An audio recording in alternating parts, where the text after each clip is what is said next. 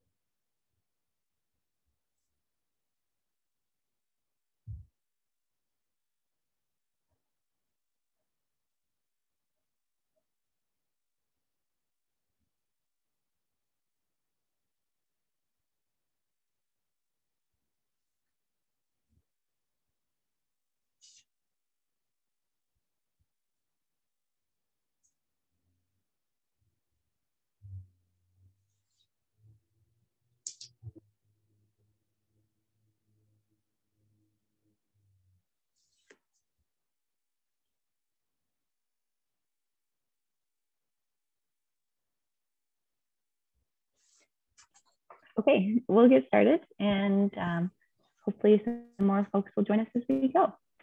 So once again, hi everyone. Thank you so much for joining us today. My name is Haley. My pronouns are she and her. I'm a project officer for CPHA's Substance Use Project, and I'll be co-moderating the webinar today along with my colleague Karen. While we are working remotely, I would like to acknowledge that CPHA's office is located on the original unceded territory of the Algonquin Anishinaabe people.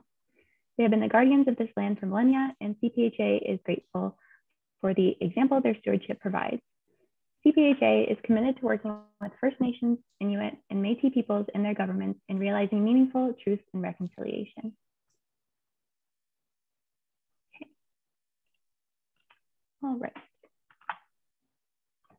So I have a bit of housekeeping for today before we begin. All participants are muted, but we hope to engage you throughout the webinar using other features. If you have general comments, please post them in the chat box in the toolbar at the bottom of your screen, which is visible to all participants. If you have questions for our panelists, please post them in the Q&A box. While we encourage inquiry and discussion on this topic, it's important to note that we do not invite criticism of the lived and professional expertise of our presenters. The format for this webinar will involve a series of presentations, followed by a panel discussion, and finally a question and answer session at the end of the webinar. If you think of any questions during the presentation, please drop them in the Q&A box, and we'll try to get to them all in the last several minutes if possible. This webinar is being recorded, and the recording will be made available on CPHA's YouTube channel following the webinar. And once again, thank you for joining us today for this webinar entitled Involuntary Stabilization Care of Youth Who Overdose, More Harm Than Good, Part 2, which is being hosted by the Canadian Public Health Association.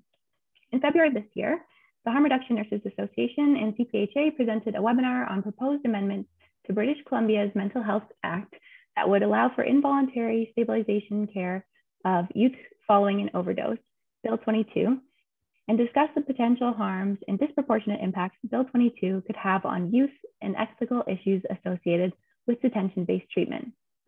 This follow-up panel discussion broadens the discussion to include additional perspectives from youth, families, advocates, and academics. The presentations and discussion will highlight a range of perspectives on involuntary stabilization care and share insights on efforts to support youth who use drugs. Now I will introduce our panelists. So Callie Sedgemore, whose pronouns are they, them, is a peer worker who wears many hats. They are president of the Coalition of Peers Dismantling the Drug War, CPGDW. They advocate and fight for drug policy accessibility, particularly for youth-specific harm reduction services and education, and fighting to stop Bill 22, Involuntary Care Act, from passing into law. Callie is a strong believer in harm reduction and drug user rights, specifically stimulant users getting their voices heard. They believe in a community driving safe supply similar to the events they at CPDDW Dolph have done a few times now. Petra Schulz, whose pronouns are she, her, lost her 25-year-old son, Danny, to accidental fentanyl poisoning in 2014. She's one of the co-founders of Moms Stop the Harm, a network of Canadian families impacted by substance use-related harms and deaths. Through the lessons learned from her personal experience and by sharing Danny's story, Petra has become an advocate for drug policy reform to reduce the harm associated with substance use. She believes that substance use is a matter involving human rights and health and must not be criminalized. Petra represents families with lived experience in Health Canada and CCSA advisory committees. She has been a speaker for TEDx at MacEwan University, at conferences, community meetings, professional organizations, universities, and all government levels. She contributed to the anti-stigma campaign, See Beyond, and a research project on mother's advocacy. Jessica Key is a citizen of the Muskama Sawadeenuk Nation. She works as a registered nurse towards anti-racist healthcare and to improve the healthcare outcomes for Indigenous people accessing care in hospitals. She has a clinical background working with youth with concurrent mental health and substance use challenges. She is also a graduate student in the Master of Science in Nursing program at the University of British Columbia, where her research area is Indigenous cultural safety in acute mental health settings, particularly regarding Indigenous youth. Jessica is a founding director of Akala Outdoor Education Society, which develops and delivers outdoor education opportunities for youth with a focus on cultural and community connections. Jessica's nursing practice is rooted in cultural safety, anti-racism, and social justice. Laura Johnston, whose pronouns are she, her, is a lawyer who has worked with primarily in the areas of mental health law and human rights, representing clients with many different forms of mental disabilities and substance use issues. She is currently the legal director of Health Justice, a nonprofit organization that conducts research, education, and advocacy to improve the laws and policies that govern coercive healthcare in BC. Laura teaches mental health law in the faculties of law at the University of British Columbia and at the University of Victoria, and frequently provides education to legal and medical professionals. Welcome to our panelists, and thank you so much for joining us today. Now we will move on to our presentations, beginning with Laura.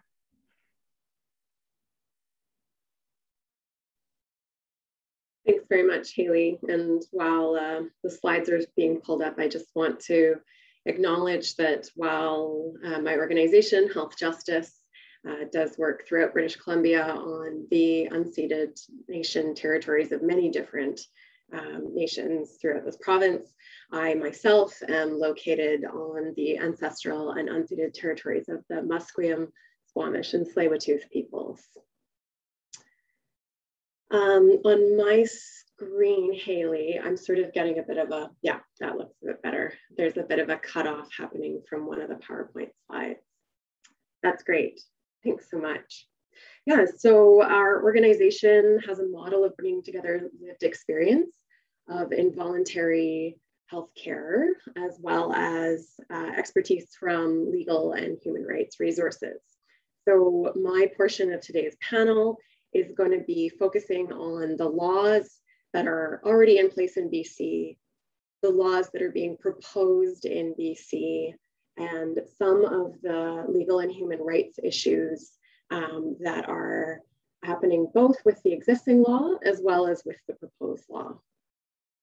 So I just want to start my portion by setting out that I think a lot of the times our conversations are circling around this idea of, should we start involuntary stabilization care for youth in the province of BC, with the very sort of controversial and high profile bill that was introduced last year. But actually we are already providing involuntary health care, and that includes things that are considered stabilization care in this province already. And I think it's important not to lose sight of the fact that there are several laws that are already being used and relied on to detain people who use substances and to provide them with involuntary health care. And so some of the acts I've listed here are the Mental Health Act, which has no age floor or ceiling, which means that people can be detained at any age under this act. And many youth who use substances are being detained under the Mental Health Act already. The Adult Guardianship Act does only apply to adults, but there are adults who use substances who are being detained under that act or otherwise experiencing involuntary interventions. The Infants Act only applies to minors, so those under the age of 19, but it has been relied on for detention and involuntary healthcare, as well as to some extent the Healthcare Consent and Care Facility Admission Act. So I want to be clear in saying that these laws are being used to provide involuntary care, that does not mean that that is a legally appropriate use of these statutes. So for the most part, the physicians and other clinicians who are involved in using these laws are not lawyers. They don't necessarily have legal training, and they're doing the best they can to interpret and apply the laws that are available to them. But the people who are experiencing involuntary healthcare under these laws have a lot of barriers to try to get challenges or questions into court or tribunals because of access to justice barriers and challenges accessing legal representation. And so, there has been a very well-publicized case of an Indigenous woman who was detained under the Adult Guardianship Act in relation to her substance use that the court found was illegal. Similarly, recently, the BC Representative for Children and Youth said that the use of the Infants Act to detain children and provide involuntary healthcare was legally inappropriate, that there was simply no legal authority in that act to be carrying out those practices. So while it's unclear whether or not these laws can be used, what is clear is that the provision of involuntary care has been dramatically increasing over the last 15 years in this province. And so if I could have the next slide, I've excerpted some data from the Ombudsperson's report from 2019 that shows here the teal line of voluntary admissions under the Mental Health Act has remained stagnant. And if you consider that during this time period, there was a 15% population increase, and we would have expected all numbers to increase at least at pace with population growth, that in fact, the use of voluntary admissions has declined per capita over this time period. And if the blue line shows the rather staggering increase of involuntary admissions under the Mental Health Act, which is an increase of over 70% to over 20,000 involuntary admissions every year in this province. Data that we've been told is an undercount of the true representation because of issues with data monitoring, tracking, and reporting up to the ministry. And if I could have the next slide. On this slide, I've excerpted a little bit of data from the Representative for Children and Youth report that was published earlier this year, who noted that the number of children and youth receiving involuntary mental health services has increased alarmingly. They documented a 162% increase in the use of involuntary care for children and youth. So a much larger increase than the general increase that we saw on the last slide. And there was a disproportionate increase among girls. Their rates of involuntary admission have gone up about twice that of boys in this time period. The representative also noted that 10% of these involuntary admissions had a diagnosis of substance use disorders. So it's very plain that there is already involuntary care being imposed through this act. But again, whether or not that's appropriate is unclear. Less than 1% of the involuntary admissions of children and youth actually get to independent review at the tribunal that is supposed to be accessible for people detained under this act, the Mental Health Review Board. If I could have the next slide. So shifting gears a little bit to where we are now to where we might go.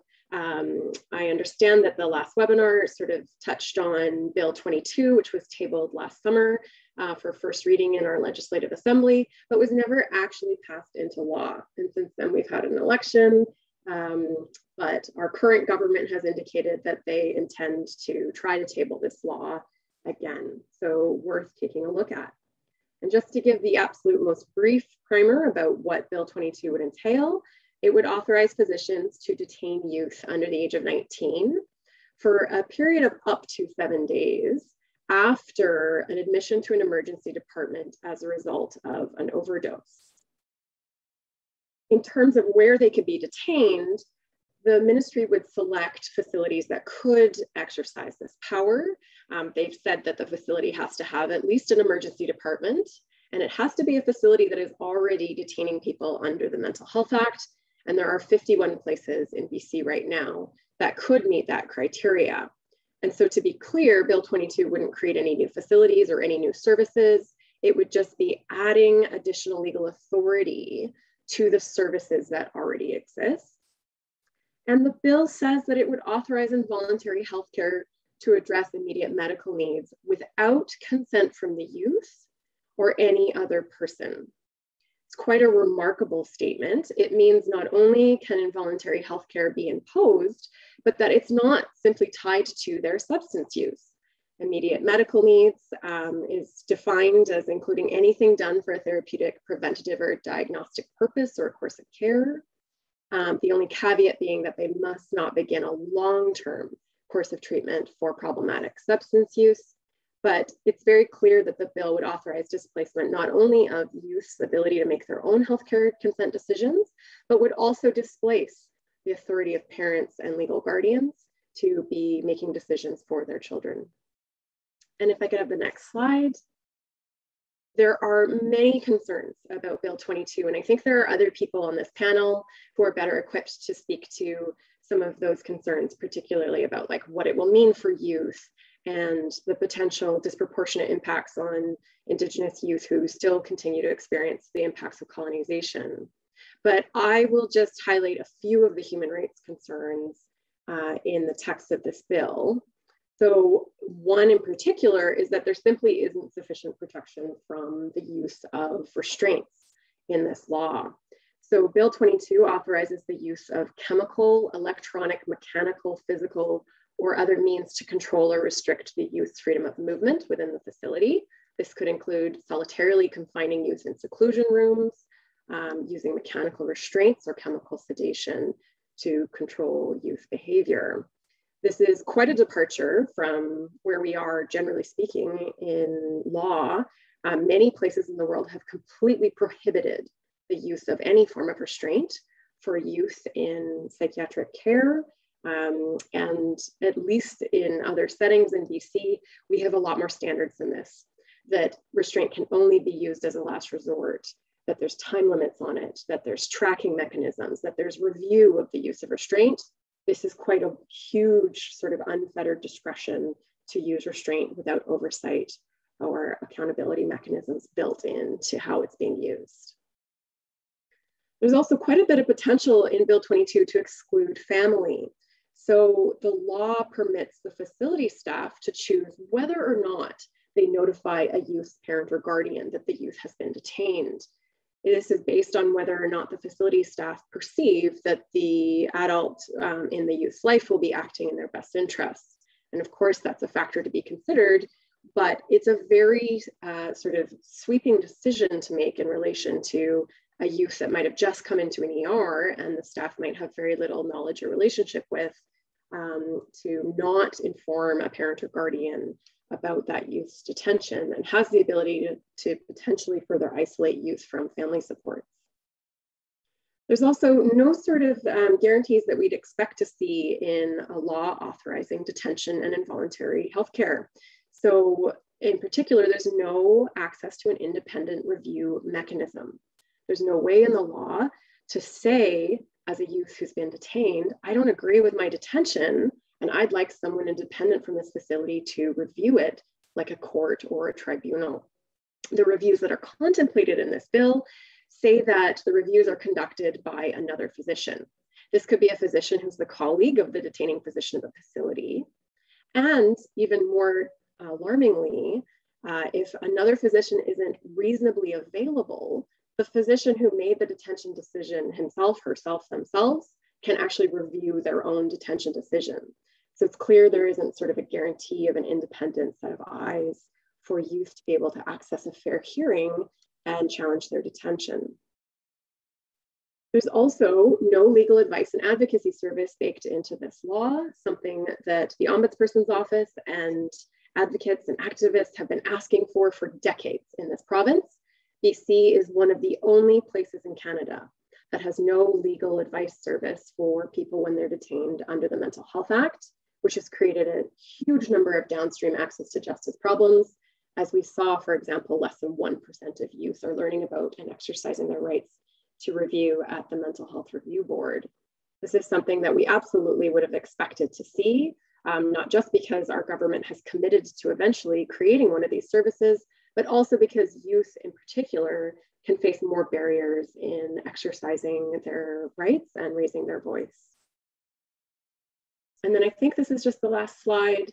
I just want to sort of raise this question, how does Bill 22 fit in with existing law? So if we're already using our laws in this province to detain youth who are using substances, then why do we need Bill 22?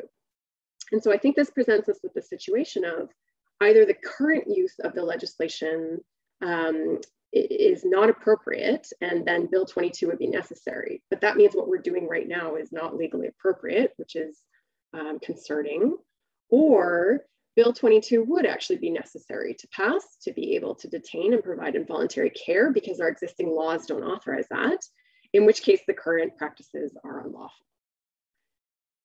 The concern a lot of people have about Bill 22 passing is that it actually wouldn't stop any of the current detention and involuntary care practices that are already taking place.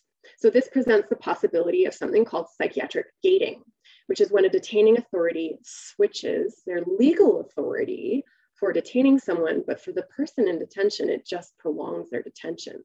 So I can imagine scenarios where the 7 days of Bill 22 detention has elapsed, the facility has not been able to connect the youth with resources or supports that make them confident to discharge them, and then they switch their detention authority to the Mental Health Act.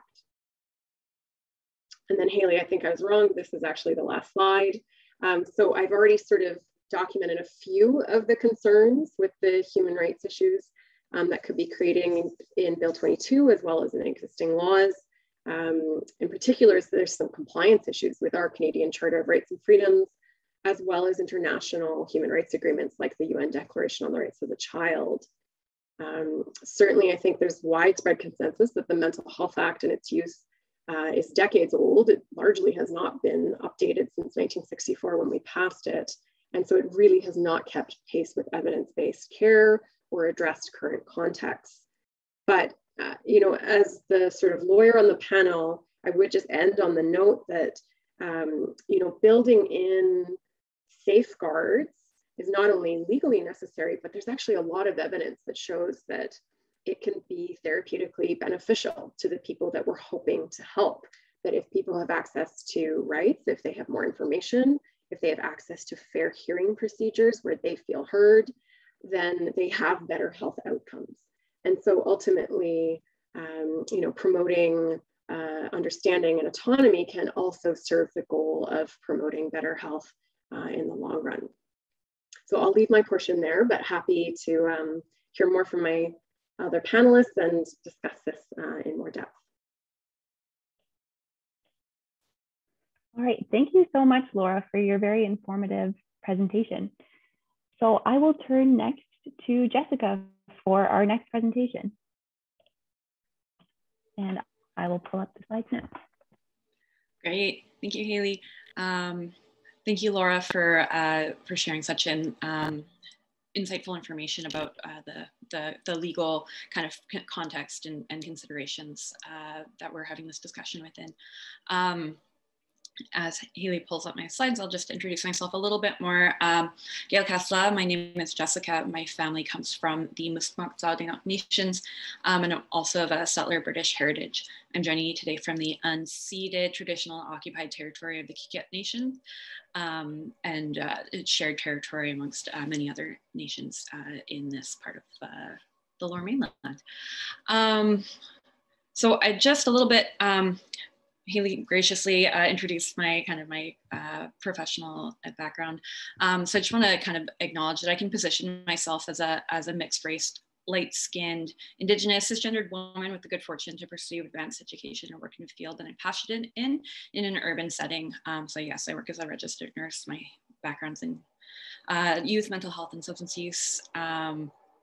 currently work in Indigenous health in the Vancouver area. And I recognize that I have many privileges associated with the color of my skin, my cisgender identity, and access to resources. So in kind of joining this panel today, I'm speaking from the perspective as a healthcare provider, a researcher, and Indigenous adult, not a youth. I know that I have many blind spots in my knowledge, and I commit myself as a lifelong learner, and I will humbly share the knowledge and reflections that I do have with you folks today. So Haley, I'll just ask you to skip 2 slides forward. Thank you. So I just wanted to acknowledge also that some of the content in my presentation will be covering some of the historical and ongoing policies and realities that may can influence how Indigenous youth come into relationship with the healthcare system, and some things that healthcare providers and policymakers should be taking into consideration, which I don't think was taken into consideration when Bill 22 was put forward. So just kind of acknowledging that some of this content will be describing the colonial violence and genocide that Indigenous people have been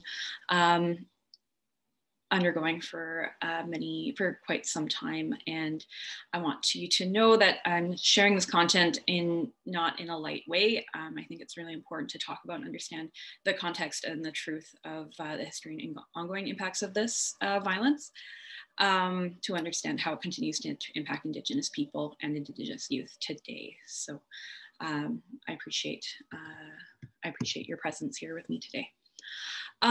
So in talking about legislation that impacts youth, why do we want to talk specifically about Indigenous youth? As identified by the First Nations Health Authority in 2021, Indigenous people in general are disproportionately impacted by the toxic drug supply and the overdose crisis. In 2020, Indigenous people represented 3.3% of the population of what is now called British Columbia, but represented 14.7% of all toxic drug deaths. So that is quite an extreme disproportionate impact of this crisis on our family and community members. And while I don't have specific numbers about Indigenous youth impacted by this crisis, I think it stands to reason that Indigenous youth would be overrepresented in these types of statistics. Because Indigenous youth can be marginalized and excluded by society in intersections of racism, poverty, intergenerational trauma, ongoing colonization, and genocide, and all of these can contribute to increased risks of using substances in potentially harmful ways, and also encountering different types of barriers to appropriate supports and services. I do want to address that there's no singular or unified Indigenous youth experience. Each individual may be impacted by these intersections in unique ways. Some Indigenous youth live in urban centers, some live in remote communities, some have strong culture family ties, some do not. So I want to talk about Indigenous youth kind of in this like high level, but really acknowledge that there's a lot of complexity and uniqueness in that identity, and that every person kind of walks through this journey in their own way. I wanted to also just point out that when Bill 22 was introduced last summer, the Union of BC Indian Chiefs, which is a kind of a political advocacy organization, released a statement identifying several concerns related to Bill 22, but including that the bill violates the United Nations Declaration of Rights of Indigenous People, which has been adopted by the BC provincial government, which stipulates that the rights to life, physical and mental integrity and security of person for all Indigenous people, as well as self-determination of Indigenous people. So in, kind of even just at that very high level, this legislation then increases the scope of removal of rights of Indigenous youth, which Laura really highlighted how specifically that can be happening for all youth under this bill, is a blatant disregard to the purpose of the Declaration of Rights of Indigenous People, and does not honor the commitments to reconciliation and improvements to Indigenous health outcomes. We can move to the next slide, please. So when I first heard about Bill 22, I was really struck by just the perpetuation of a legacy of forced removal of Indigenous children and youth by the settler state. Of course, many of us are aware, over the course of more than 100 years, the Canadian settler colonial state has systematically removed Indigenous children from their families and communities and forced them into residential schools. These schools, of course, were tools of assimilation and genocide, and it's estimated that 150,000 children were stolen and subjected to myriad abuses. And the last school closed in 1996, so we're, of course, not talking about ancient history in any way, shape, or form. The Canadian public, of course, is currently grappling with the realities and violence of the violence and suffering that occurred at these institutions. Since June of this year, thousands of unmarked graves of children have been uncovered on the grounds of former residential schools across the country. Search is, of course, ongoing. There's, I think, still over 100 school sites that remain to be investigated. And it feels like every day new announcements are coming out. Indigenous people have always known that these graves have existed and known the extent of the trauma and loss in their families and communities. I know that this has triggered immense grief and re-traumatization because in some way, shape, or form, all Indigenous folks in this what is now Canada have been impacted by this legacy and are being impacted by these uncoverings in really profound ways. As the residential school system began to fall out of favor kind of in the mid-20th century, the removal of Indigenous children shifted to mass apprehension of Indigenous children from their families and communities and being placed into government care or adopted out to non-Indigenous Euro-Canadian homes, most broadly without the consent of Indigenous communities. This is referred to now as the 60s scoop. And thousands upon thousands of children kind of were forcibly removed. Further, under kind of the paternalistic and colonial values that this would be better for them. We know now that that is not the case, and a lot of people, or many generations of Indigenous people have suffered physically, emotionally, spiritually, and mentally because of these practices. And these practices are ongoing. The millennial scoop refers to how today more Indigenous youth and children are in government care, so foster care group homes and the like, than were in residential schools at the height of the residential school system.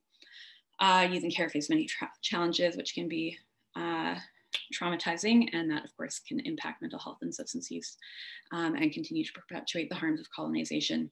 So this is kind of to say that the settler state has a long history of interfering with Indigenous children and youth and imposing interventions, including removing them from their environments without consultation in due course, and it's not been effective, to say the least.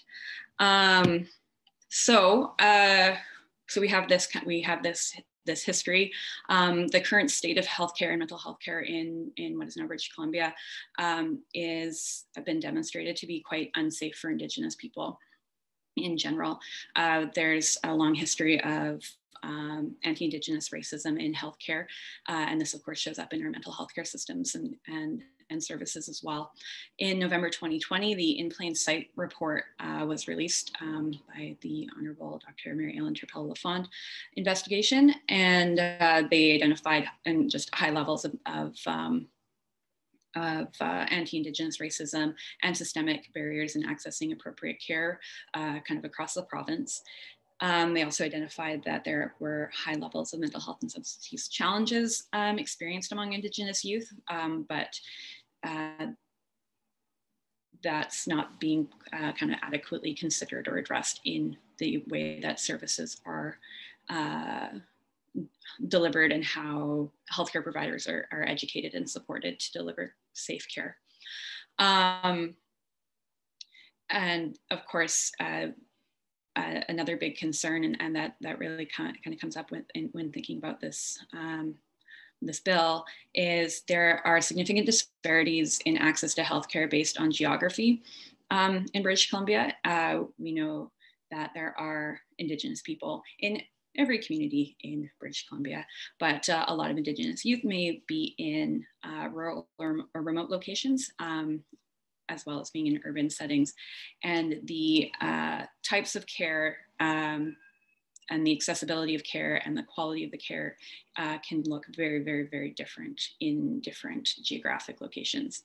And this, the idea that youth might have to be removed from their communities into designated facilities, and there's only a few of them in the province, raises concerns about where people will be receiving care.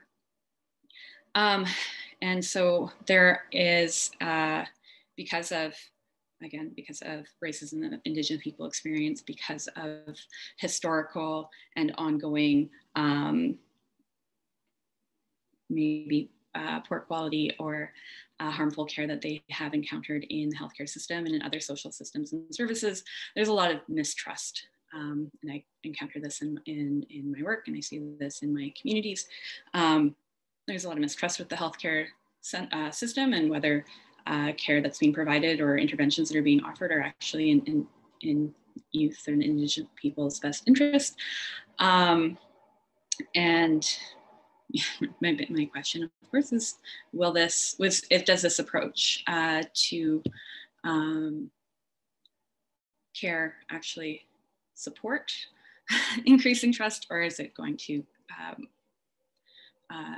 create a bit more harm in that relationship?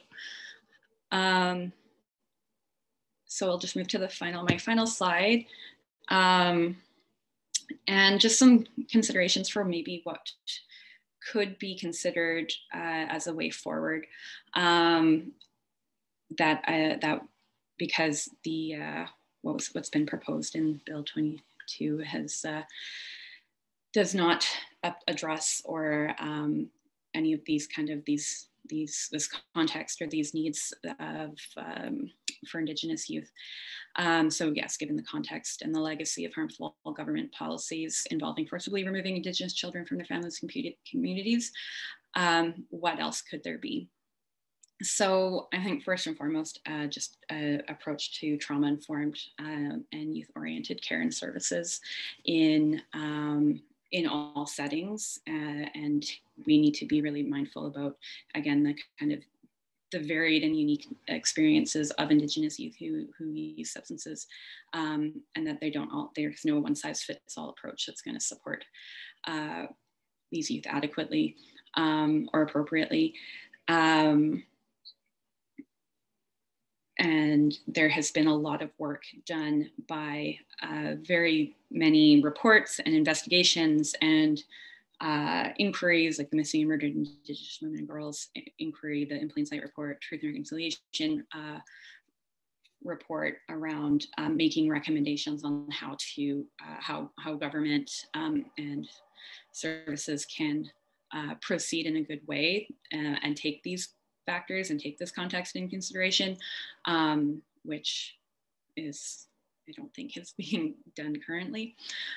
So pointing kind of to those existing resources and that work that's already been done. And one of the recommendations that comes up again and again is the need for community-based care that is holistic. So we're thinking about ways of supporting people that covers all aspects of their being, spiritual, physical, mental, emotional. That is inclusive and accepting and harm reduction, and from a harm reduction approach. And we also really need to be looking at the ways that our system needs to transform towards anti-racist and decolonial approaches to care. I just want to share one small example of this work is the Akela Outdoor Education Society. We're a small nonprofit that's creates outdoor on the land opportunities for the youth from our nations to be out on our lands and waters, and in a very in a way that's guided by our traditional laws and values. And it's one small piece of a very large picture of helping youth build up some like strong and supportive relationships with their family members, with their peers, with their identity and ancestors that can be really powerful and protective. But more important than anything else is that any way forward needs to be informed by consultation with Indigenous youth, Indigenous elders, and be informed by Indigenous knowledges and worldviews. So I will end that there and look forward to picking up more of this conversation as we move through our discussion. Thank you. Wonderful. Thank you so much, Jessica, for your presentation. And now we will move to Petra, and I will pull up your presentation now. Thank you, Haley, and thank you for this, Jessica and Laura. I am normally living on Treaty 6 land in Edmonton, which is a traditional hunting, traveling, trading, and living ground of many Indigenous people. But this morning I come to you from the land of the Lekwungen, the unceded territory of the Lekwungen, where I'm an uninvited guest. And what you see in the background blurry are probably unpacked boxes where I'm helping my oldest move to their new place.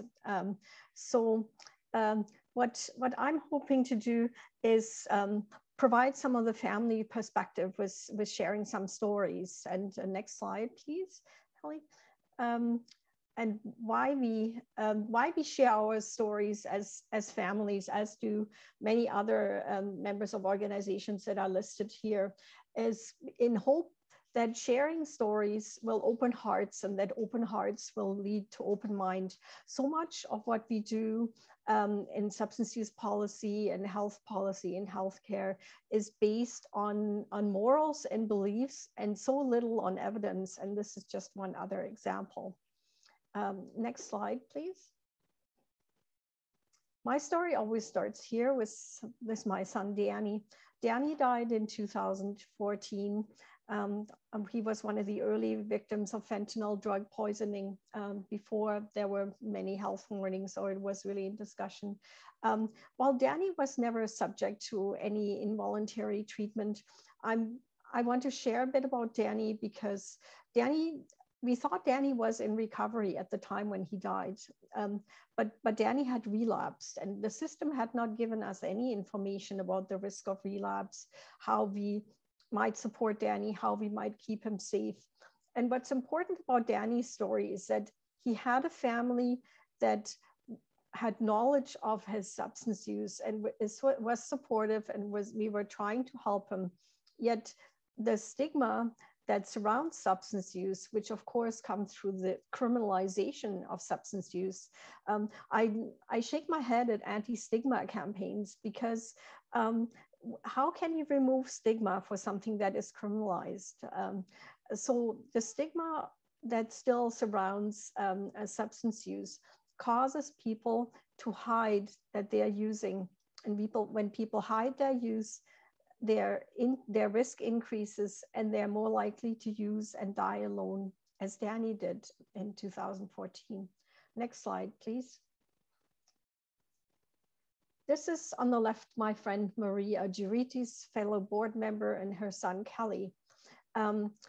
Kelly illustrates the hiding use Kelly's case. Kelly used together with a friend, but when he was in distress and there were signs of an overdose, his friend was so afraid, the only thing he could think of is calling his dad, who was in a meeting.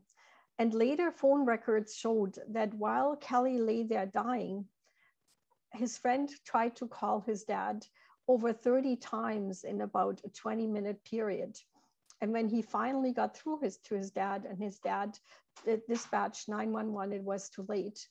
So our concern is that a bill like Bill C-1022, or any kind of legislation that comes with involuntary treatment, or which for a young person can be perceived no other way than a penalty, would increase the people hiding their use, and would make it more difficult for people to get help, and make it more likely for young people to be alone, and even their friends to be afraid to call for help.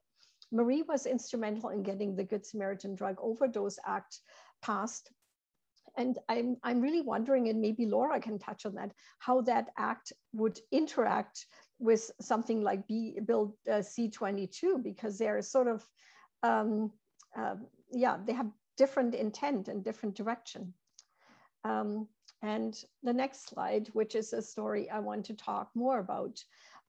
Zoe was the daughter of my dear friend Angela, who also lives in Edmonton.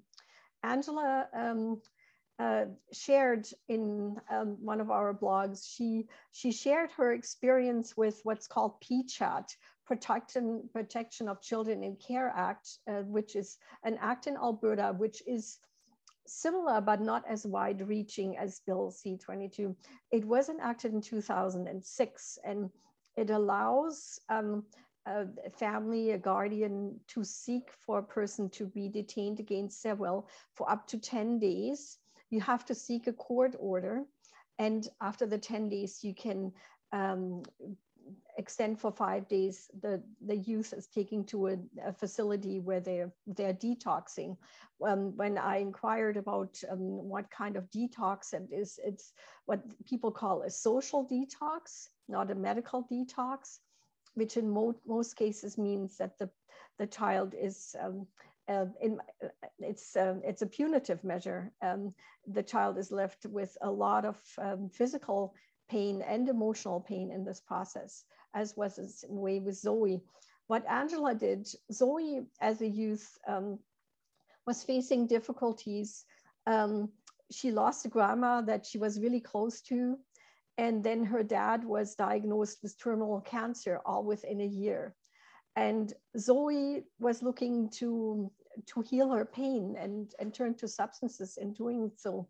The family tried everything to help Zoe through the channels available to them, and in desperation turned to the PCHA Act and found just the process already of applying for this to be violating the family and Zoe. They then had to coerce Zoe into coming home under a pretense of seeing her ill dad. And then police arrived and took Zoe away to the safe house. So you can imagine how Zoe reacted. Zoe was angry, she felt violated, she felt betrayed by the people she loved and thought she could trust. She was in the safe house and refused to talk to her family for privacy reasons. The safe house did not share anything, not even Zoe's treatment plan, what treatment she was on, how she was doing. Like 10 days is an eternity for a young person to be detained. But if we talk about commencing any treatment, it's also an incredibly short time. So eventually Zoe agreed to speak to her mom and asked to be released from this facility, begged her, said she couldn't do it anymore. Angela and her husband took Zoe home, had a very, very angry teenager at their hand. And no information about their care plan, the treatment plan. In the middle of the night, Zoe left the house and met up with another youth that they had met in the safe house and was released at the same time. Safe house is a term that the Alberta government is using. It's not that I would consider it a safe place, or Zoe's mom. So what happened is that Zoe then was caught stealing together with this other youth and had her first interaction with the justice system. The family tried one more. There was one more detention through the PCHA Act, but eventually Zoe just turned away from her family. And in 2016, she died from fentanyl poisoning alone, without anybody by their side. So I wanted to share these stories to kind of illustrate how families are already experiencing similar legislation as Bill C-22, which is not even as far-reaching. The next slide, please. This is what our co-founder, my friend, co-founder Leslie McBain says: involuntary care will have a destabilizing effect on youth, which may increase their risk of overdose upon release. For many youth who need our help the most, this amendment may have the opposite of its intended outcome. For instance, many marginalized youth who have experienced the health and social system, including social services, have already lost faith in the state. Given that such involvement has often resulted in negative experiences, youth may perceive involuntary care as incarceration, which will exacerbate their lack of faith, thus leading to poor long-term outcomes. Next slide, please. So what do we need? Interestingly, there was a report from the Advocate for Children and Youth in BC in 2018, and any of these recommendations with an asterisk are from that report, which we felt strongly about at the time and still do. The first is, of course, the voice of people with lived experience, in this case, youth, of course, including Indigenous youth, youth from all backgrounds. As families, we'd like to have more services and better access to services and better understanding of services, which is also what youth need. That is voluntary services. And a single source system for system navigation is something that the advocate proposed at the time that we feel strongly about. We need in and outpatient mental health services. So much of substance use in young people, including my own son, Danny. Danny struggled with severe social anxiety, which led him to substance use. So much of substance use is related to mental health services. And this is where we should expand voluntary services. What we also need is more evidence-based treatment for substance use disorder. It seemed like sometimes evidence-based treatment, like opioid agonist treatment, is more reserved to adults, and there is hesitancy, starting it with children, youth, which is problematic. We need family support and counseling so we can become better at supporting our children rather than falsely believing that locking them up will help things. And we need a full spectrum of youth-specific harm reduction services, because as we see currently through the toxic drug supply, and there were some really tragic cases in BC that were reported in the media of very young people dying from toxic drugs. So what we have learned as families, that first we must keep people alive, and then we can move to other solutions and look at treatment or whatever else a person needs. But harm reduction needs to be youth specific, but include the same range of services that adults have.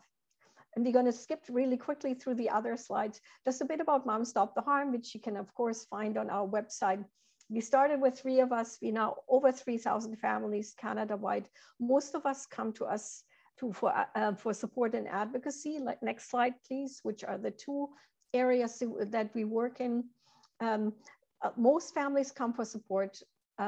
Many also get involved in advocacy. And next slide. One thing I want to point out to this audience, that we offer peer support groups for families who are grieving, as well as families who have loved ones who are using. And our groups are focused on evidence-based support with a harm reduction focus. And last slide, please. Thank you for giving me the opportunity to share the family perspective here on this very important subject. And I want to just emphasize again how strongly we as family feel that our loved ones, and as families, we need support, we need help, we need better and more accessible evidence-based services, but we don't need to be locking people up. Thank you. Wow, thank you so much, Petra, and thank you, Petra, Jessica, and Laura for your wonderful presentations. And now we will move into the panel discussion. And I will get started with our first question.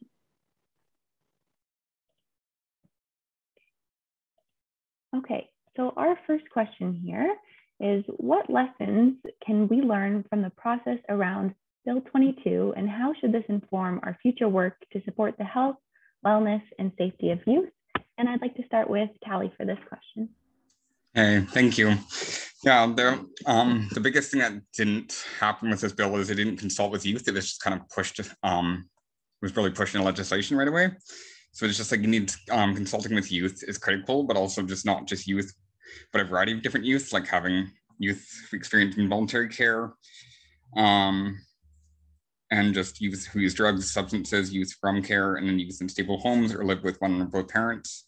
Indigenous youth are the few that could be consulted on the issue. It also needs to be parents, social workers, and stuff like that too. Yeah, the way that the bill should have been informed is just consulting with the larger community that deal with youth that use drugs, because it's important to include those voices, because it's just like having the one voice where they've never really, like their parents or something, and they've dealt with it. But there's also a lot of youth that are not from, like this bill would be used against a lot of like Indigenous youth, but also street involved youth and stuff like that. So it's important to include those voices into the bill too. And like having like I think its bill would be used a lot more towards, youth that are just more vulnerable to it. So consulting with people that really work with youth that use drugs and are like in the heart of it. Thank you so much, Callie. And I'll open it up to our other presenters for their thoughts on this question.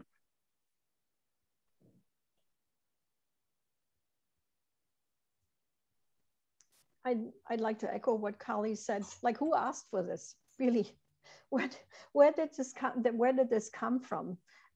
It's really not based on the evidence on what is needed for youth. And we as families certainly were not consulted on this, and we as families do not see this as a solution. So I'd like to have the government scrap this bill entirely and actually put the money into providing services like the ones that I outlined in my presentation.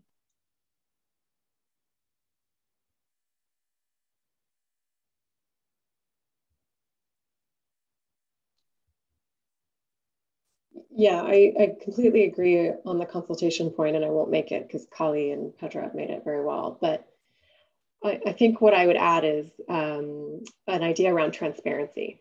So if government had evidence this was a good policy approach, then release it.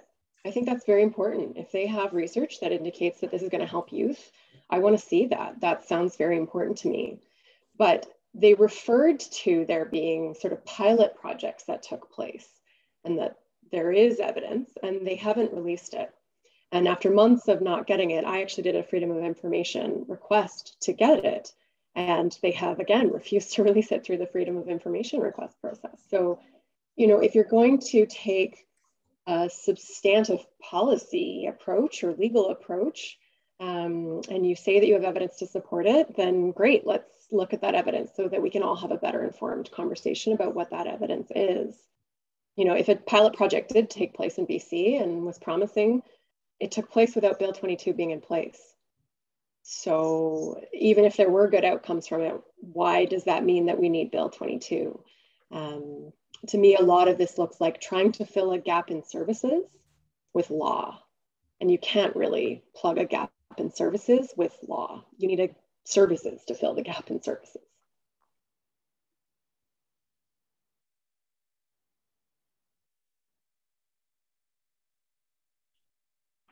Okay. All right. Well, if anyone has anything they'd like to add, always feel free to jump in. If not, I will move on to the next question. Oh, Kelly, would you like to add something? Yeah, I'm just going to add that they brought this bill in. That's why it's known as stabilization care, because they brought the bill in like 2000. I can't remember when it was again. It was like about 5 years ago. They brought this bill in and we squashed it. Like we managed to get it taken off to even get a first reading, actually, because it was just like because they announced it. Like I can't remember who was Ministry of Health back then, but this is before the crisis, like the toxic drug supply and stuff like that. But we managed to squash it then. But this time it just kind of snuck up on us. So that's why it's important to still talk about it, because they can still surprise us with it. Definitely. Thank you so much for adding that. It's a great point. Okay, I will move on to our next panel question. So in your experience, what are the most effective ways to support youth who use drugs? And what supports do families and caregivers need to support their loved ones? And I'll start with Petra for this question and then open up to our other panelists. what individuals, families need is an open dialogue and access to services, and knowing what these services are. Anybody who tries to navigate the mental health or substance use treatment system, it's an absolute nightmare.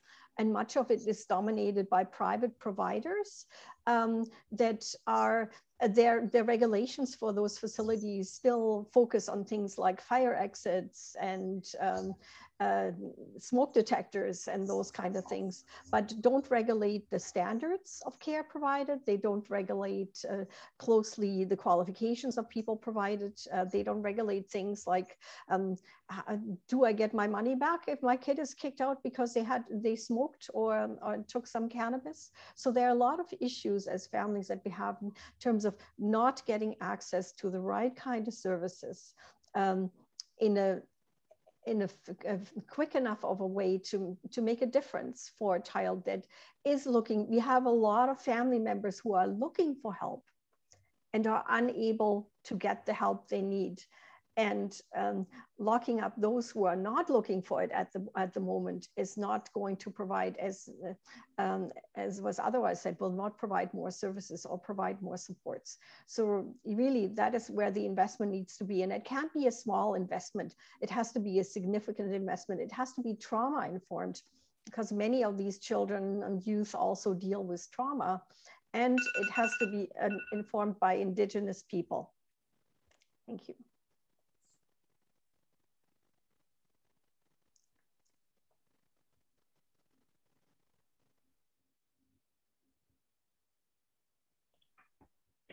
Callie, I see you're off mute. Would you like to add anything to this question?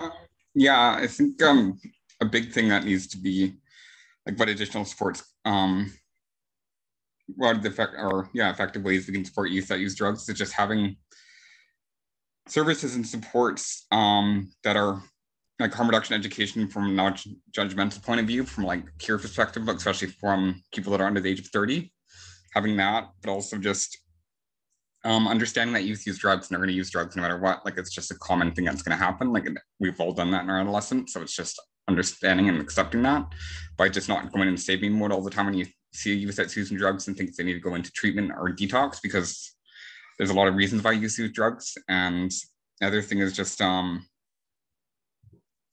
are able to make choices for themselves, and they know that their like drug use is bad, that it can do harms to themselves and stuff, and they're harmful to their health and well-being. But being told that over and over again and being shamed for it is just not the right approach, because it's just, you're bringing that youth down and they're just going to be more self-sabotaging. So, and what supports do families and caregivers need is just education around harm reduction, services, and understanding of it, that youth are using drugs for a variety of reasons, and just understanding that sometimes your kids or youth are using drugs because it's the only thing that's keeping them alive, or it's the only thing that they got control over because their life is really chaotic and stuff. So they need some control over something, so they choose drugs sometimes. And also just for that, youth are doing it sometimes to stay alive. It's the only crutch they have to keep going and stuff like that. It's something that's helping them push forward. And so just taking that away can be really potentially dangerous. So yeah, and just, we need better harm reduction services and stuff like that too, though, because it's just, we need better service access for youth that are accessing harm reduction services and stuff, where they won't be judged for it, or just being like, oh, you look too young, but here's some supplies, but are being denied services too is another one. Because it's just, when a youth is denied, like, for instance, if a youth is denied at OP Insight, they think they're denied everywhere. So it's just like, they need to open up more services so that youth know that they can go anywhere to ask for that. So yeah, that's a really great point. Thank you so much for adding that. Would anyone else like to add anything to this question before we move to the next one? Yeah, go ahead, Jessica. Yeah, thank you so much, Petra and Callie, for the really important suggestions and perspectives around how how kind of varied and multifaceted an approach needs to be, and really taking kind of this holistic approach to either creating or bolstering or clarifying the access to services that youth and families need, because there's no one size fits all in, like, at all. Like, everyone every youth is coming into you know, this relationship with their substance use for different reasons, in different contexts, with different factors influencing who they are and their lives and what they need. And so this isn't something that can be fixed by, like Laura talked about, this isn't a gap that can be just fixed with this one big law that's going to offer one thing for everybody, because that's not realistic and or supportive or helpful or trauma informed. So yeah, so this kind of increased accessibility of youth-oriented harm reduction and services. I think that there needs to be consideration of where services are available, and we're kind of fiddling with this idea of things being available through telehealth or through Zoom or remotely. And I think that's an important component as well. But we do need to think about, in small communities in Northern BC, what's available for youth there, what services, what non-judgmental harm reduction, youth positive spaces are there for folks to access and for their families to access with them or alongside them. And there needs to be also a shift in all of our other healthcare and social services towards a harm reduction lens and that non-judgmental approach, because youth are going to encounter care providers or the legal system or other people in the world in all of these other facets, and they, those interactions impact them as well. So we need to be incorporating the trauma-informed and harm reduction lens throughout maybe all of our health policy and education and things like that for folks. So it's a big, every kind of direction, and everyone can contribute to that in a positive way, I believe. Thank you so much. Petra, did you want to add something? I wanted to I noticed a comment in the comments, by the way, participants, if your settings automatically, the comments just go to host and panelists, you can change it to everyone.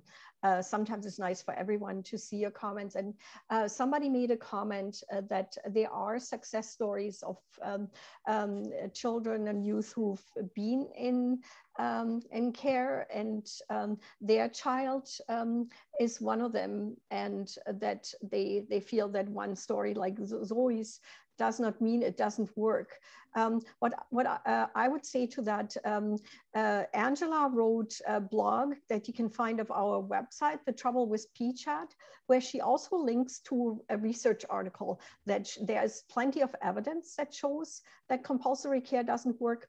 And if it worked for somebody, I'd like to know, how did it work? What element? Maybe the child got some really good services somewhere that made a difference for them. And I've also spoken to people where it worked a few years back. We have a highly toxic drug supply. And one of my greatest regrets is that I never learned about harm reduction before it was too late for Danny. Instead of telling me to practice tough love and let him hit rock bottom and give me a list of parent support groups that weren't talking about harm reduction, I would have liked to have had some harm reduction information. And we need to give that to parents. So thank you to the person who made the comment. But sadly, Zoe's story, as sad as it is, it's not an isolated story. There are many Zoes in our organization. And I'm quite sure Callie and Jessica also know families where the outcome, or friends where the outcome was tragic, like it was with Zoe. Yeah, I think I can just add as well. Of course, I've met people and had clients and who've had involuntary care experiences that they feel helped them. That definitely happens, and I would never sort of deny that it does. But there are also people who have involuntary care experiences and are really harmed by them. And so to me, the question is less about, does it ever work? Does it never work? Because of course, there's way too much individual variation to say that it never or always works.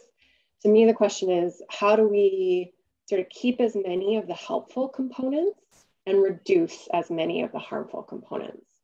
And there's a lot of ways that the laws themselves have structural stigma baked right into them, that they treat people who use drugs or treat people with mental health problems as if they're morally failing and they need to be punished. And that's a really harmful experience for people. You know, there's this constant fear among youth as well as adults, frankly, of if I go into one of those facilities, am I just checking my rights at the door?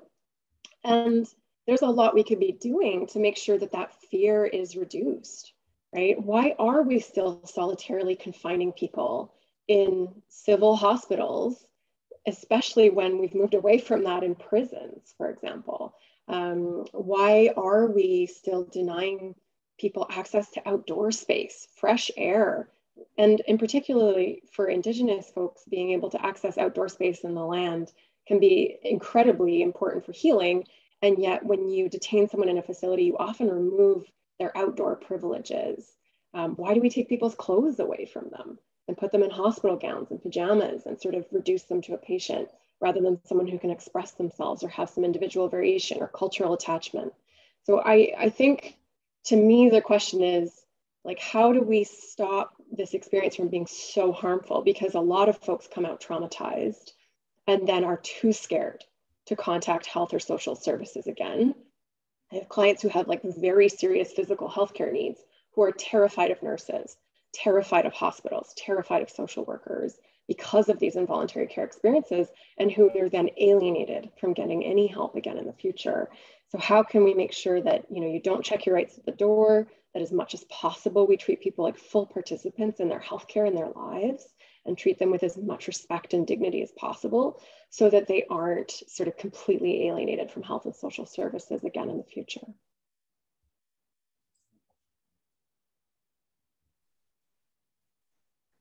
This relates really well to a question that I see in the Q&A, so I'll just jump in and ask that if that's okay.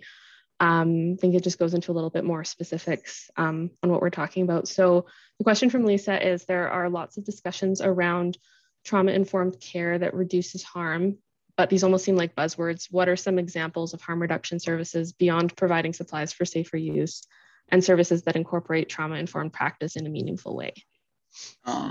I can start off with that because it's like the harm reduction, like, and if you look at the report that came out from the, I can't remember who was it again, the report that Petra had in her slides that talks about youth voices for substance use. It's like we've been asking for youth specific OPS for the last 2 years now, and it's not, and no one's done anything to open one, or the government just doesn't want to open one because it's youth and they're scared that youth are going to be harmed that way too, by encouraging them to use in a site like that. But it's just like, it wouldn't be, it'd be actually helping the youth, because a lot of times when, like, just like people at Insight end up seeking recovery after a while, it's just like, and it's a way to keep youth safe instead of just dying in back alleys and stuff like that. But also having spaces where youth, like, for instance, having spaces where it's not Catholic or are not religious run, it's run by just the community and stuff. Like, for instance, Directions is run by Family Services, but it's not based onto a faith-based organization. So,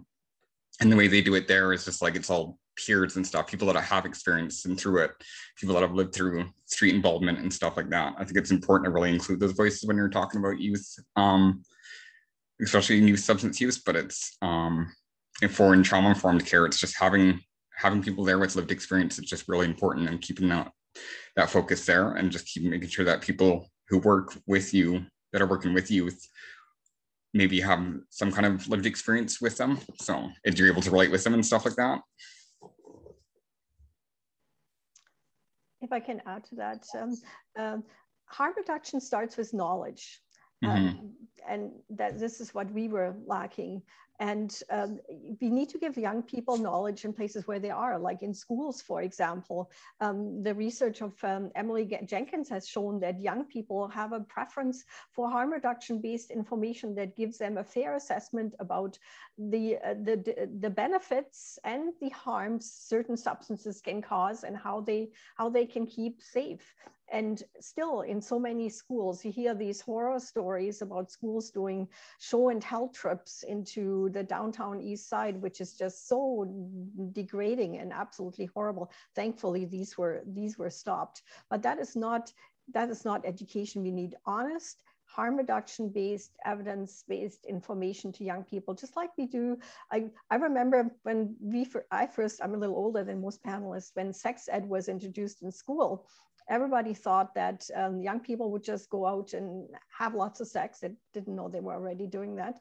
And that there will be lots of unwanted pregnancies, but actually pregnancies and sexually transmitted diseases went down. And we have to take we've learned these lessons when it comes to sexual activity, when it comes to sexually transmitted diseases, when it comes to alcohol. We have to apply these lessons to substance use as well. Provide young people with honest, factual information and the tools to make good and healthy decisions. And that's where we need to start.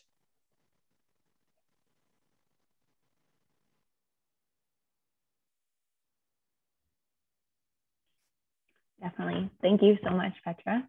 And thank you, Callie, for your response before that. So we will jump back into the panel questions and then transition shortly to some other Q&A questions. So another question we have is that evidence continues to emerge around the negative impacts of detention-based or coercive treatment on people who use drugs and youth in particular. And there's an increasing push for a public health approach, decriminalization and safe supply. Where do youth fit in these conversations? And who should be involved in discussions that impact youth who use drugs? And I'll start with Jessica for this question. Yeah, thank you, Haley. Yeah, so I think, and I think that this has kind of been echoed this throughout our discussion so far, is that youth need to be at the center of this discussion. Youth are so capable of making decisions for themselves and are so smart and so powerful in the ways that they can make decisions for themselves if they're listened to, if there's good tools, if there's good supports kind of in place for them to make informed decisions that make sense for them. And I think our society has done not a great job of acknowledging that. And there's this very kind of paternalistic view of, oh, we have to protect the children from themselves. And like Petra was talking about, we've seen the evidence that when youth are empowered with actual information and when there are actual supports in place, they can make the decisions that make the most sense for themselves. And so, of course, that applies to substance use as well. And we need to be talking with the youth who know best. Like, they know best what they need, and they know best what makes most sense for them in the world today. With that, I mean, I think there's a lot of different ways that you could approach that in engaging different populations of youth, youth with different types of lived experience, and their families and their communities and loved ones as well. All need to have a voice in these discussions. And then whoever is engaging with youth needs to listen. It's one thing to do a big inquiry and do a big, project where you take in all this data and information, and then it just sits somewhere on a shelf or sits in someone's email inbox, and that's as far as it goes. And that can be really disheartening and demoralizing when people are asked to consult on issues that affect them, but then that consultation is never taken into consideration. So there's a lot of amazing data and suggestions that are already in existence in official documents. So, I mean, it all needs to be kind of pulled together and taken seriously. And even if it makes some people uncomfortable to talk about, making sure that youth can access an OPS safely in a youth-friendly environment, that probably freaks a lot of people out, but that's what youth are asking for. So why are we not taking that seriously? That's kind of my direction. I'll hand it over to anybody else who has more input.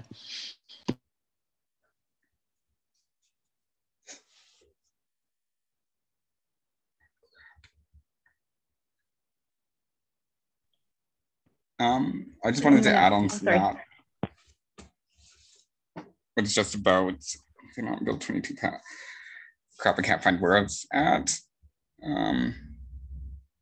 it's just about, yeah, the safe, like having, even in the discussions around safe supply and stuff like that, because they're like trying to put age limits to it, but it's like, if it's going to work for one person, then why shouldn't it work for youth too?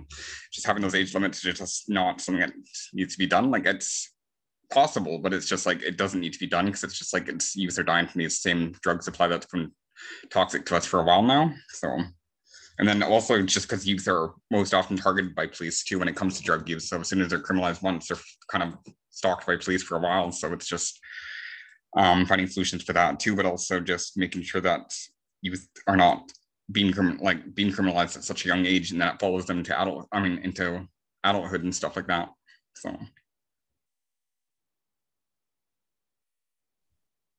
Yeah, I mean, I completely agree. First and foremost, people with lived experience, families, Indigenous leaders for sure. But can I just also add a plug for legal advocates and lawyers? Because I think something that's happened with the increasing medicalization of drug use and actually the increasing like biomedical model of mental health or mental wellness or well-being is that we seem to have sort of located all of these issues with medical professions, right? Doctors and nurses and social workers. And of course, those are important perspectives and they have expertise as well as others. But, you know, I think in that it sort of dropped off the fact that like taking someone's freedom away from them is a very serious thing to do, and that lawyers and legal advocates have thoughts about that to share, and that making sure that drug users and people who are experiencing involuntary care know they have rights and know how to exercise them can actually be really therapeutically beneficial. And so, you know, when Bill 22 just got like dropped, and of course there were many communities that weren't involved in that consultation that also included legal experts who work in this field who could have provided a lot of significant feedback about, okay, look, you want to talk about reducing harms. If we're going to do involuntary care, there are more and less harmful ways to do it. And this bill is probably one of the most harmful ways, I think, to do involuntary care. And I think that there were very significant ways that we can reduce the harms in involuntary care, even if you are still using it. And so not sort of forgetting that there are legal rights intact and that those matter, I think, is a piece of this.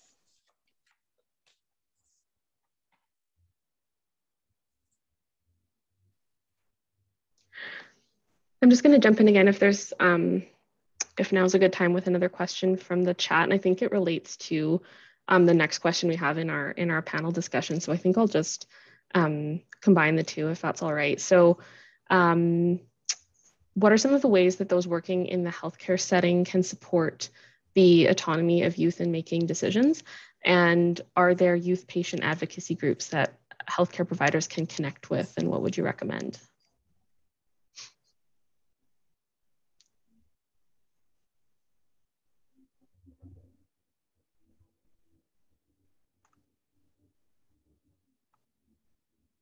I guess I can say that is just like the healthcare workers just need to talk to youth and just like listen to them and just understand that they can make decisions for themselves is a big thing. It's just know that they can consent to things by themselves. They don't. Yeah, that's main things I got about that. But it's just like also healthcare officials just need to understand that. So if the youth says no, then just understand that youth no means no still, and just not to force anything that maybe they don't want on themselves, I guess, is the best way I can put it. And an important point is just how to approach people. There's so much, we alluded to that, there's so much stigma in healthcare, especially for individuals or Indigenous people of color. Just taking a human approach, treating people well, treating every patient, bringing your very best healthcare provider forward with every person who comes, no matter what they're coming from, would make such a difference. We hear stories of people. I know that the son of a friend was hurt in a car crash and refused to go to the emergency department because he said, no, I know they're going to look at my track marks. I know what they're going to say. I'm not going to go through that. So we have to just stop in healthcare, stop in treating people like they're lesser than others, like they don't deserve good care, or assume that every care a person seeks, it's called the broken arm syndrome. You know, you come in with a broken arm, it's probably because you want pain medication. So that is, we need a reset in healthcare. We need a reset where we treat people like people, and having people who use substances in emergency room departments, for example, having support workers there can make a big difference. As a model in Edmonton, the ARCH team that does outreach right into the emergency department and throughout the whole hospital for people who use substances, including youth, but also adults. And we need programs like this in every hospital.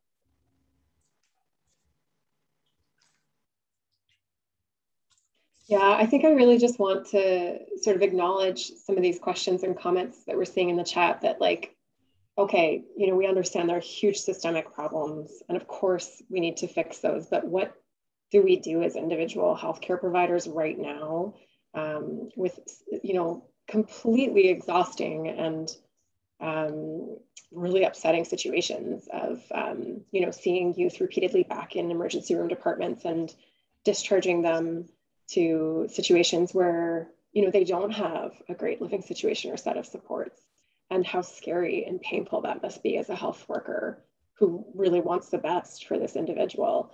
And sort of tying that in with the comments around, like, you know, trauma-informed care is a bit of a buzzword, like what does it actually mean? And I think there are sort of no sort of universal or flippant or easy answers to that. And I don't mean to underscore how serious those questions are, especially when we're in the middle of a global pandemic at the same time.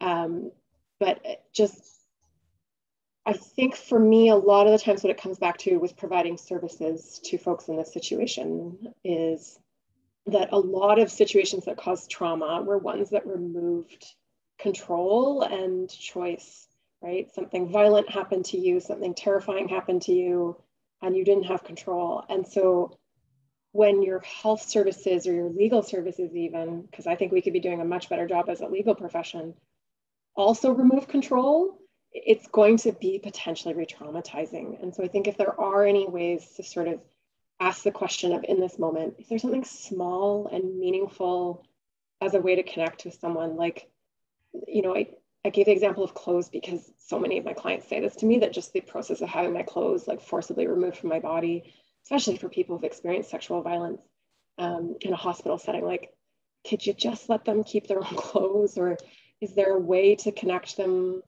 with something that was meaningful for them in the moment? Music maybe for them, or a private room if that's at all possible, rather than a chaotic ER department, an advocate that you can connect them with. Just, is there a way to sort of help this individual feel as if they have, even if it's very, very small, a modicum of choice to exercise in the situation? Because I think respecting that choice, it can build trust. And then the more we build trust, the more people will be able to access health services that they need.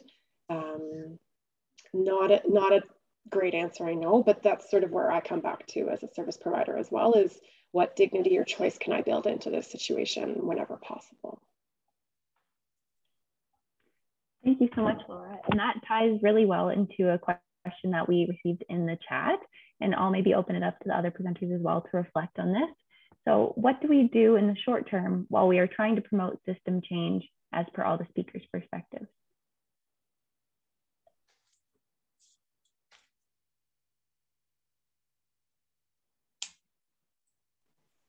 Make sure families and youth have naloxone kits. It's one place to start. Whenever a family comes and discloses to me that they have a loved one who's using, and it's my first question: do you have a naloxone kit? It's been a painful lesson for me to know that first we have to keep people alive. So focus on that, and that is a connection point, because when you connect with people, they know they will come to you when they need help, and then you connect with services. And that's such an important place to start.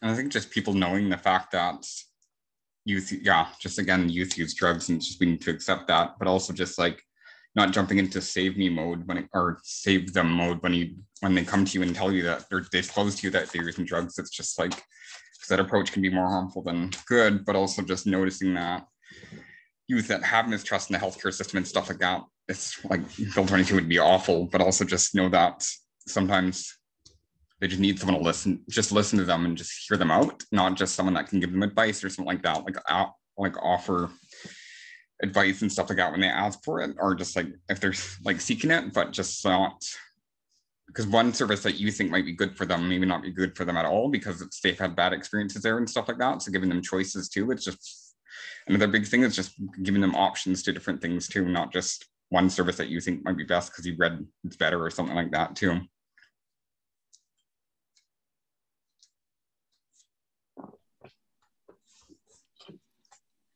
Yeah, thank you for everyone. One thing that has kind of, again, also been touched on quite a bit is, and that kind of goes back to that idea of what is trauma-informed care, because it is definitely a buzzword and I throw it around too.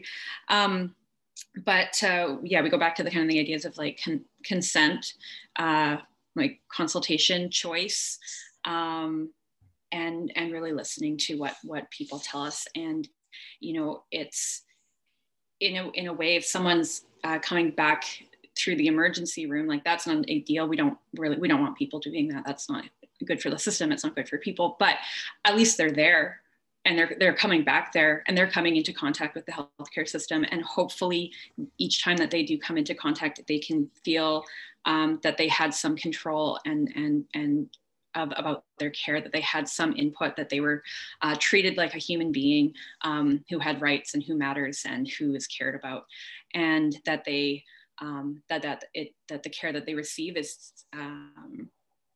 safe, and that they can feel safe accessing that again in the future until a point when they are ready to do something differently.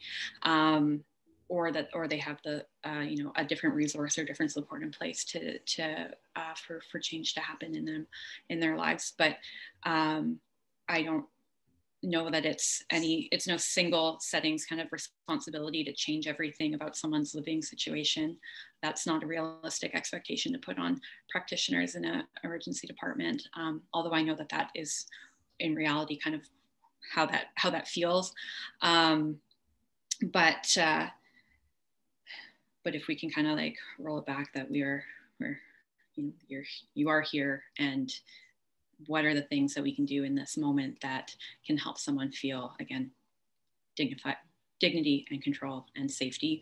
And that's going to look different for different people. And unfortunately, there's no easy, quick answer or universal answer for those types of things. But if we can kind of keep some of these principles in mind, I think that those small things can make a difference for people. And I know that there are different resources that are available in different kind of jurisdictions and areas, kind of in hospital, whether that's if you have an Indigenous patient, there's likely an Indigenous health team. Like Vancouver Coastal Health, we have our Indigenous patient experience team where we have practitioners who can come and support people in hospital.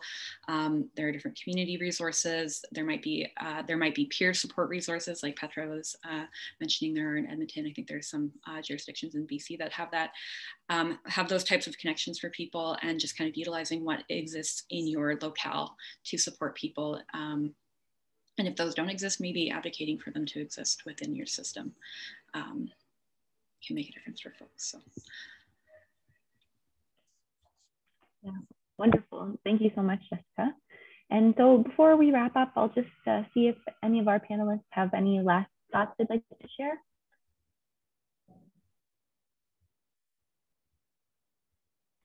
Okay. Well, thank you. I added a thought in chat. Just make sure you make this an election issue. It is an election issue. It should be an election issue, but it's being ignored. So this is your opportunity.